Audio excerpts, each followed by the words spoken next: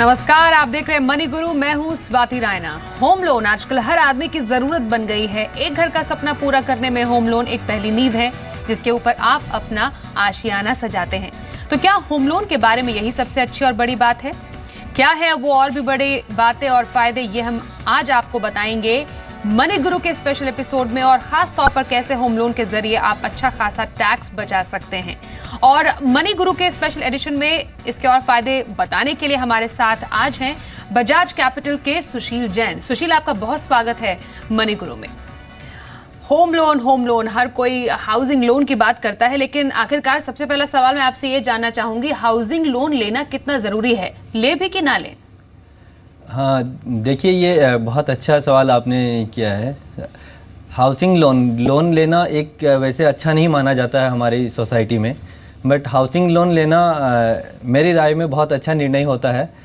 घर सबका सपना होता है। पहले क्या होता था, पहले की जनरेशन ये सोचती थी कि जब हम रिटायर्ड होंगे हम रिटायरमेंट के पैसे से घर खरीदते हैं, लेकिन अब आज की जनरेशन उतना वेट नहीं करती है। जॉब लगते ही सबसे पहले घर लेना चाहते हैं, तो उसके लिए बहुत एक अच्छा आसान तरीका है लोन लेना। और इसके कई फ़ायदे भी है हमें लोन लेने के, जिसमें आपको टैक्स की छूट भी मिलती है और एक डिसिप्लिन सेविंग भी हो जाती है, और लॉन्ग टर्म में आपको एक सोर्स ऑफ इनकम भी बन जाता है। तो आई थिंक होम लोन जरूर लेना चाहिए। आपके पोर्टफोलियो में एक लोन का ये होना चाहिए टैक्स की प्लानिंग के। तो मतलब एक पंथ से कई काज किए जा सकते हैं। और जैसा सुशील बता रहे हैं कि हाउसिंग लोन लेना काफ़ी ज़्यादा आपके लिए फ़ायदेमंद साबित हो सकता है, लेकिन आखिरकार इसका फ़ायदा कैसे उठाएं? होम लोन पर किस तरह के टैक्स बेनिफिट हो सकते हैं, ये बताइए। अब किसी ने होम लोन ले लिया, लेकिन वो अब ये जानना चाहेगा कि भाई मुझे इससे फ़ायदा कैसे होगा, टैक्स में मुझे रियायत कैसे मिलेगी, वो ये कैसे जाने? बिल्कुल, जैसे ही आप होम लोन लेते हैं, होम लोन में दो कंपोनेंट्स होते हैं। एक होता है आपकी प्रिंसिपल का रिपेमेंट, और दूसरा होता है उसके ऊपर जो इंटरेस्ट लगता है, ब्याज जो लगता है उसका रिपेमेंट। तो दोनों के ही अलग अलग सेक्शन में छूट दी गई है। दोनों की सेक्शन 80C में आपको जितना आप प्रिंसिपल रिपेमेंट करते हैं उसकी छूट मिलती है, और ब्याज की जो छूट मिलती है वो आपको सेक्शन 24 में मिलती है। और 80C में आपको इसकी छूट जो मिलती है वो 1.5 लाख रुपए तक की मिलती है, और ब्याज की छूट आपको 2 लाख रुपए तक की मिलती है। इस तरीके से टोटल आपको जो छूट होती है वो 3.5 लाख रुपए तक की छूट है। और अगर आप 30% के स्लैब में हो तो आप क्लोज टू लाख रुपए का आपका उसमें बेनिफिट हो जाता है टैक्स का। सुशील, कुछ और अगर बेनिफिट्स की बात की जाए तो 2 लाख रुपए के इंटरेस्ट का फायदा उठाने के लिए क्या जरूरी शर्तें होती हैं, और अगर किसी भी केस में वो शर्तें पूरी नहीं होती है तो फिर क्या होगा? देखिए, 2 लाख रुपए का सेक्शन 24 का फ़ायदा लेने के लिए आपको ये होना चाहिए कि घर की आपकी पोजीशन आपको मिली हो। अगर आप प्री कंस्ट्रक्शन पीरियड्स में अगर कोई EMIs वगैरह देते हैं उसका आपको बेनिफिट नहीं मिलता है। आपको घर की पोजीशन होनी पड़ती है, आप उसके को ओनर होने पर चाहिए, आप उसके को एप्लीकेंट भी होने चाहिए लोन के, या आप सोल भी हो सकते हैं, आप अकेले भी उसको ऑन कर सकते हैं। तो इस तरीके से अगर आपका ब्याज अगर 2 लाख रुपए तक का बनता है तो आप सेक्शन 24 में उसको डिडक्शन की क्लेम कर सकते हैं आप। और तो क्या बेनिफिट्स हैं ये सुशील आप बता रहे हैं, लेकिन ये भी आपसे जानना चाहेंगे, इंटरेस्ट पर 2 लाख के अतिरिक्त 50,000 की एडिशनल टैक्स छूट की भी बात कही गई है। इससे कैसे इसका फायदा ले सकते हैं और इस पर क्या शर्तें रखी गई हैं? वेल, ये जो एक्स्ट्रा 50,000 की है वो अब बजटेड हाउसेज के लिए हैं जिनकी कीमत 50 लाख रुपए तक के घर हो, और आपकी जो लोन की जो है अमाउंट वो होता है 35 लाख रुपए तक का होना चाहिए, और आप फर्स्ट टर्म बायर होने चाहिए घर के। ये नहीं कि आपके पहले भी आपने लोन के बेनिफिट्स ले रखे हैं तो आपको ये बेनिफिट मिलेगा। सो ये 2-3 कंडीशंस अगर आप पूरी करते हैं तो आपको 50,000 की एडिशनल इंटरेस्ट की छूट मिलती है। इस तरीके से आप 2.5 लाख रुपए तक का आपका ब्याज की छूट ले सकते हैं। तो तमाम टैक्स बेनिफिट्स हैं सुशील जो आप बता रहे हैं। अब जिन लोगों ने हाउसिंग लोन लिया है उनके बेनिफिट्स के बारे में तो लगातार हम बात कर रहे हैं, लेकिन जो लोग अब होम लोन लेने जा रहे हैं वो किस तरह के घर पर लोन ले जिससे उनको ज़्यादा से ज़्यादा फायदा हो? क्योंकि अंडर कंस्ट्रक्शन प्रॉपर्टी भी है, ready to move in properties भी है, उनके अलग अलग प्रोविजंस क्या कहते हैं? देखिए, हम लोग जब लोन घर लेने जाते हैं तो अंडर कंस्ट्रक्शन ऑब्वियसली हमें थोड़ा सा कम रेट में मिलता है, लेकिन उसके कम रेट की बजाय उसमें कई बार हमें नुकसान भी झेलना पड़ सकता है। जैसे कि एक तो आपको इमीडिएटली आपको उसकी टैक्स की छूट नहीं मिलती है। इसमें आपको सेक्शन 24 की जो इंटरेस्ट की छूट है वो जब तक आपको उसकी पोजीशन नहीं मिलती है तब तक आप उसको क्लेम नहीं कर सकते। और दूसरा सेक्शन 80C का प्रिंसिपल का रिपेमेंट है वो भी आपको पोजीशन के बाद ही मिलेगा। सो इसमें आपको थोड़ा सा ध्यान रखने की बात यह है कि मैं आपको यही बताऊंगा कि आप जो रेडी टू मूव इन है अगर वो चूज़ करें तो आपको कई सारे फ़ायदे हो जाएंगे। आपको सेक्शन 80C का भी बेनिफिट मिल जाएगा, 24B का भी मिलेगा। और आपको ये भी ध्यान रखना है कि ये अगर आप प्री कंस्ट्रक्शन पीरियड में लेते हैं तो आपको वो पहले की अगर लिया हुआ है तो 3 साल के अंदर ही आपको वो आपकी पोजीशन मिलनी चाहिए, तब भी आप 2 लाख रुपए क्लेम कर सकते हो। अदरवाइज वो 30,000 रुपये ही क्लेम कर सकोगे। नेक्स्ट फाइनेंशियल ईयर में यस गवर्नमेंट ने थोड़ा बढ़ा के इसको 3 साल को 5 साल की अवधि कर दी है, तो 5 साल तक आपका कंस्ट्रक्शन पूरा हो जाना चाहिए, तो आप 2 लाख रुपए के क्लेम कर सकते हो। और वो जो प्री कंस्ट्रक्शन पीरियड के जो 2 लाख रुपए हैं वो आपको 5 इंस्टॉलमेंट में 5 ईयर में मिलेगा आपको, तो आपको डिवाइडेड बाई 5 करके पर ईयर आपको क्लेम करना है, जो कि आपकी ओवरऑल लिमिट 2 लाख है उसी में ही काउंट होगी वो। सो आपको ये सब चीज़ों का ध्यान रखना है। अगर किसी भी केस में बिल्डर्स आपको अगर टाइमली आपको पोजीशन नहीं दे पा रहा है तो आपको बहुत नुकसान हो सकता है इस चीज़ का जी। और काफ़ी बातों का ध्यान रखने की ज़रूरत है और काफ़ी प्रोविजंस क्या है ये सुशील आपने बहुत अच्छे से और डिटेल में हमें बताए हैं। स्पेशली उन ग्राहकों के लिए जो कि पहली बार जो होम बायर्स हैं, घर खरीदने के लिए जिन्होंने होम लिया है, इस बार के बजट में सरकार की तरफ से कई रियायतों का उनके लिए ऐलान किया गया है। क्या वो रियायतें हैं, कैसे उन्हें इनसे फ़ायदा होगा, क्या शर्तें रखी गई हैं और कैसे ज़्यादा से ज़्यादा वो इसका इस्तेमाल कर सकते हैं? जैसे कि मैंने बताया आपको कि सेक्शन 80EE में आपको ये बेनिफिट मिलते हैं। फर्स्ट टाइम आप बायर हो और आपको 2 कंडीशन और फुलफ़िल करनी होती है कम से कम। एक है कि आपकी 50 लाख से ऊपर की कीमत ना हो घर की, दूसरा लोन का जो अमाउंट है वो 35 लाख तक का हो आपको, तो ही आपको एक एडिशनल ये बेनिफिट गवर्नमेंट ने दिया है कि आप इस वजह से 50,000 रुपीज़ आप एडिशनल क्लेम कर सकते हो इंटरेस्ट पोर्शन में। सो इस तरीके से अगर आप फुलफिल करते हो कंडीशंस तो आपको एडिशनल टोटल अमाउंट 2.5 लाख रुपए तक की बेनिफिट। और ये बेनिफिट कब से ले सकते हैं सुशील? ये जैसा कि मैंने बोला कि आपको टैक्स का जो बेनिफिट लेना है, डिडक्शंस लेने हैं, वो आपको पोजीशन मिलने के बाद ही होगी। तो इस चीज़ का खासकर ध्यान रखिए कि आपको पोजीशन कब मिल रही है। अदरवाइज़ ये होगा कि आपको रेंट भी देना पड़ जाएगा और आपको इसके बेनिफिट्स भी नहीं मिलेंगे। सो आपको ये ध्यान रखते हुए जैसे ही पोजीशन मिलती है वो जितना भी आपने पोजीशन से पहले का टैक्स पेमेंट किया है उसको 5 इंस्टॉलमेंट में आपको 5 ईयर तक में मिलेगा, आप उसको क्लेम कर सकते हैं। क्या उसके लिए भी रियायत है जिसने पहले से ही कोई लोन लिया हुआ है, उनके लिए क्या प्रोविजंस कुछ अलग रखे गए हैं? नहीं, पहले से जो लिया गया है उसका 2 लाख रुपए की लिमिट्स है, और इससे पहले 2 साल पहले अगर आपने लिया है तो सेक्शन 80EE में आपको 1 लाख रुपए तक की मिलती थी। उसमें कंडीशंस 40 लाख रुपए के घर की थी और 24 लाख का लोन की अमाउंट थी। तो जिनका ऑलरेडी 2 लाख रुपए लोन चल रहा है वो इन बेनिफिट्स को अवेल नहीं कर सकते? नहीं, वो अगर इस पीरियड में नहीं लिए हैं, जो स्पेसिफिक पीरियड अगर गवर्नमेंट ने दिया उसी में लिए हैं, जैसे कि 50,000 वाली जो आप बात कर रहे हैं वो 1 अप्रैल से अगर लिया है लोन लेंगे उन्हीं को बेनिफिट ये मिलेगा। सो वो अभी गोइंग फॉरवर्ड के लिए है, इस बार जो रिटर्न फाइल कर रहे हैं वो इस चीज़ का बेनिफिट अभी नहीं ले पाएंगे। ऑलराइट, कई ऐसे लोग होते हैं वो जॉइंट होम लोन लेते हैं।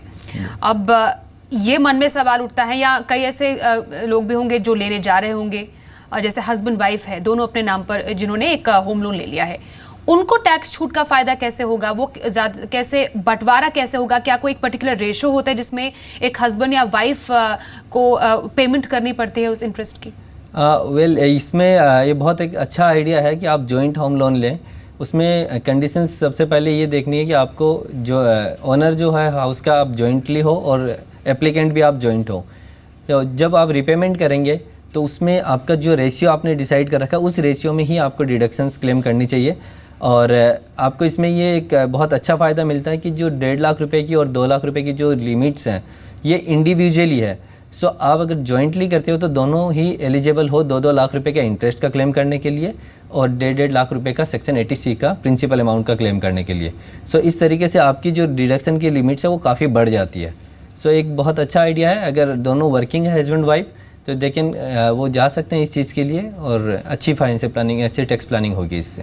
ये भी आपसे जानना चाहेंगे सुशील, जैसे 2 एप्लीकेंट्स हैं, दोनों ने लोन लिया हुआ है, लेकिन EMI का भुगतान जो है वो एक ही एप्लीकेंट करता है, वो पूरा एक ही करता है, दूसरा कुछ नहीं करता, उस पर कुछ अलग प्रोविजन है, उस पर कैसे टैक्स बेनिफिट लिया जा सकता है? उस पर इसमें कोई प्रॉब्लम नहीं है, क्योंकि अगर आप एक ही बंदा EMI कर रहे हैं तो वो 100% क्लेम कर सकते हैं अपनी लिमिट में रह के। दूसरा क्लेम ना करे इसमें कोई प्रॉब्लम नहीं है। इसमें आपको ऐसा कुछ नहीं कि उसको कुछ डिक्लेरेशन देनी है, क्योंकि आपकी लिमिट के अंदर आप क्लेम कर रहे हो तब तक कोई प्रॉब्लम नहीं है। ऑलराइट, तो ऐसे केसेस में कुछ और बातों का ध्यान रखने की जरूरत है, क्योंकि यहाँ पर दो लोग इन्वॉल्व है और जैसे एप्लीकेंट है और एक को बोरोवर भी होता है, उसमें एक डिफरेंस क्या होता है? और जब टैक्स बेनिफिट की बात आती है होम लोन पर, क्या वहाँ पर प्रोविजंस अलग होते हैं? देखिए, ये चीज़ का ध्यान रखना हमें ज़रूरी है कि जब हम लोन के लिए अप्लाई करते हैं तो हम जॉइंट एप्लीकेशन दे देते हैं, और अगर रजिस्ट्री के टाइम पे घर का जो बोरोइंग का होता है वो भी आपको जॉइंटली ही होना पड़ेगा। अगर आप जॉइंट ओनर नहीं हैं घर के तो आप क्लेम नहीं कर सकते। तो आपको ये दोनों ही कंडीशंस फुलफिल करनी होगी, joint applicant and joint borrowers. So तभी जाके आप दोनों क्लेम कर सकते हो, अदरवाइज ये क्लेम आप नहीं कर सकते। सुशील, ये भी बताइए, जॉइंटली अगर होम लोन लिया है, चलिए वो हस्बैंड वाइफ ना हो के अगर पार्टनर्स भी हो सकते हैं, उस केस में भी टैक्स बेनिफिट लिया जा सकता है कि कोई रिलेशन में ही हो तभी है? इसमें थोड़ा सा आपसे क्लैरिटी लेना चाहेंगे। वेल, ये रेसिडेंशियल हाउस का है और आइडियली ये हस्बैंड वाइफ के साथ ही हो तो बेहतर होता है, अदरवाइज आप पेरेंट्स के साथ भी अपना ले सकते हैं। अगेन उसमें भी आपको ये को एप्लीकेंट एंड को बोरोवर वाली पॉलिसी आपको फॉलो करनी पड़ेगी, दोनों ही आपको इक्वल होना पड़ेगा, और जो पेमेंट जाएगी वो दोनों की ही अकाउंट से जाए, जॉइंट अकाउंट से जाएगी, तो आप क्लेम कर सकते हैं इस चीज़ को। और किसी मोमेंट पे अगर जो एक पार्टनर है, चाहे वो फैमिली में हो या कोई पार्टनर है, जैसे आपने बोला कि बेटर हो कि फैमिली में कोई हो, वो इस पूरे प्रोसीजर से बाहर अगर निकलना चाहे और एक ही जो लोन है वो एक ही के नाम करना चाहे, क्या उसमें बहुत ज़्यादा परेशानी होती है और टैक्स बेनिफिट लेने में कुछ परेशानी हो सकती है इसमें? देखिए, उसमें बैंक के ऊपर डिपेंड करेगा, सबकी अपनी लोन लेने की वो लिमिट्स होती हैं, बैंक वो निर्धारित करता है। तो जॉइंट में जब लेते हैं तो उसकी लिमिट्स थोड़ी बढ़ जाती हैं। तो अगर एक कोई बोरोवर्स उसमें से निकलता है कोई, तो वो बैंक डिसाइड करेगा कि वो स्टैंड अलोन वो इसकी कैपेबिलिटी है कि नहीं लोन लेने की। अगर वो है तो वो शायद बैंक उसको एग्री कर देगा। तो टैक्स से रिलेटेड इसमें कोई ऐसा इशू नहीं है। टैक्स तो रीपेमेंट के ऊपर बात करता है कि आपने जो पेमेंट EMI दे रहे हैं वो कौन दे रहा है और उसकी ओनरशिप उस घर पे है कि नहीं। ये दो चीज़ अगर फुलफिल होती है तो टैक्स में कोई प्रॉब्लम नहीं है।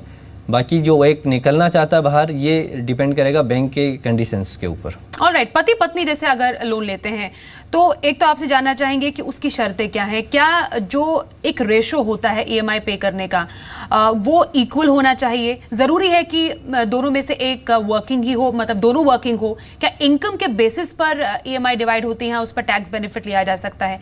और क्या पर्टिकुलर कोई रेशो है?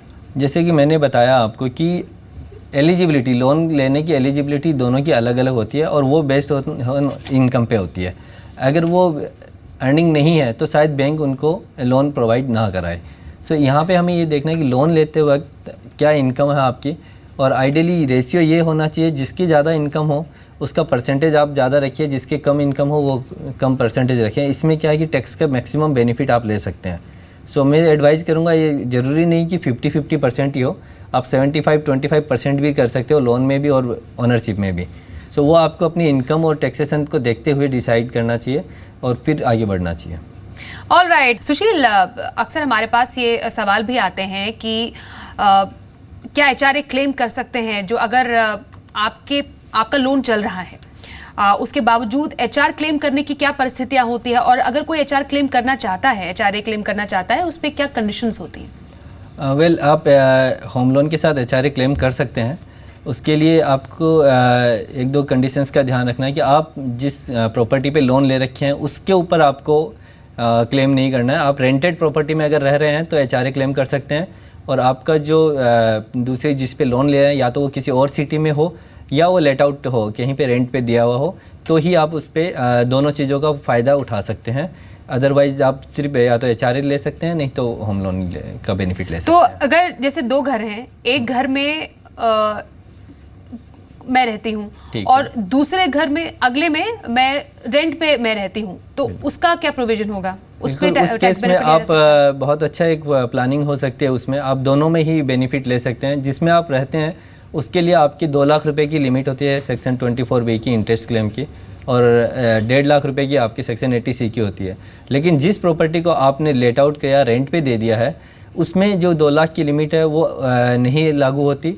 उसमें जितना भी आपने इंटरेस्ट पेमेंट किया वो सारा आप क्लेम कर सकते हैं। तो उस कंडीशन में आपको सिर्फ एक चीज़ का ध्यान रखना है कि जो भी इनकम उस प्रॉपर्टी से हो रही है, जो रेंटल इनकम हो रही है, वो आपको अपनी इनकम फ्रॉम हाउस प्रॉपर्टी में ऐड करके जो टैक्स इंटरेस्ट पेमेंट हुआ वो डिडक्शन में डालना है आपको। इस तरीके से आप कंप्लीट बेनिफिट उठा सकते हैं, उसमें आपकी लिमिट्स खुल जाती हैं। और घर को अगर रेंट पे दिया है तो उसके क्या फायदे हैं, उस पर भी टैक्स बेनिफिट लिया जा सकता है कि ये सेम प्रोविजन वहाँ भी अप्लाई होता है? बिल्कुल, आप घर को रेंट पे अगर दे रहे हैं तो उसके जो 2 लाख की लिमिट्स है, अगर आपका इंटरेस्ट पेमेंट 3 लाख रुपए भी हो रहा है तो आप 3 लाख तक क्लेम कर सकते हैं। बशर्ते है कि आपकी जो इनकम हो रही है उसमें से वो आप उसमें से डिडक्ट करना होगा।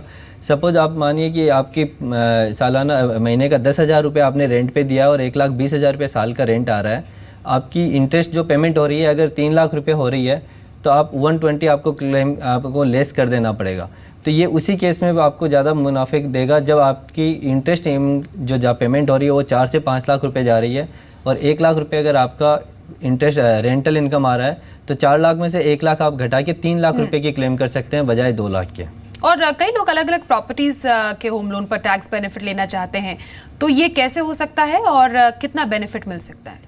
अलग अलग प्रॉपर्टीज़ पे आप ले सकते हैं, आपको मर्ज करके आपकी जो लिमिट्स हैं आपको उस लिमिट्स के अंदर ही है। अगर आपने रेंट पे नहीं दी हुई है तो आपकी 2 लाख की लिमिट्स होगी और अगर आपने रेंट पे दे दी है तो आपकी वो लिमिट्स हट जाएगी 2 लाख की और आप मैक्सिमम क्लेम कर सकते हैं जितना आपका इंटरेस्ट पेमेंट हुआ है। सुशील, प्रिंसिपल और इंटरेस्ट पेमेंट के अलावा और कहाँ पर छूट मिल सकती है? वेल, प्रिंसिपल और इंटरेस्ट के अलावा आप एक चीज़ पे इसमें ऐड कर सकते हैं सेक्शन 80C में, जैसे आपकी स्टम्प ड्यूटी जा रही है या रजिस्ट्रेशन फीस जा रही है वो भी आप ऐड कर सकते हो उस फाइनेंशियल ईयर में जिस ईयर में आपको पोजीशन मिल रही है। इसके अलावा अगर 24B में आपको प्रोसेसिंग फ़ीस भी आप ऐड कर सकते हो इंटरेस्ट के अलावा, अगर आपकी 2 लाख की लिमिट के अंदर हो रहा है तो। हाँ, एक बात का जरूर ध्यान रखिएगा, लोन लेने के लिए अगर आप किसी को कोई कमीशन पे आउट करना पड़ रहा है आपको, उसकी डिडक्शन आपको नहीं मिलेगी।